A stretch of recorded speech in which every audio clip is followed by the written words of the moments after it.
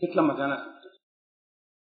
સાકર સે લડીનો સ્વાદ તજીને કડવો લીંબડો ઘોળમાં.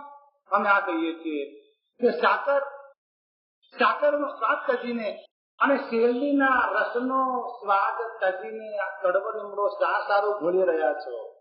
પરમાત્માનો પ્રેમ એ શેરડીનો રસ છે અને ભોગોનો રસ એ કડવા લીમડાનો રસ છે. પણ હવે તમને કડવા લીમડાના રસ સિવાય બીજું કઈ ભાવતું નથી. એનું શું?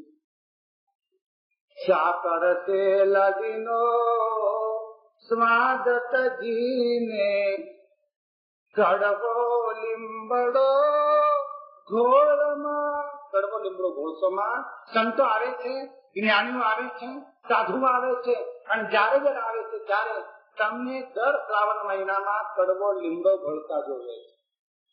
ત્યારે એમ કે છે કડવો લીમડો ઘોળમાં ભાઈ આ જગતમાં સાકરનો અને શેરડીનો સ્વાદ મૂકીને કડવો લીમડો શા સારું ઘોળો છો.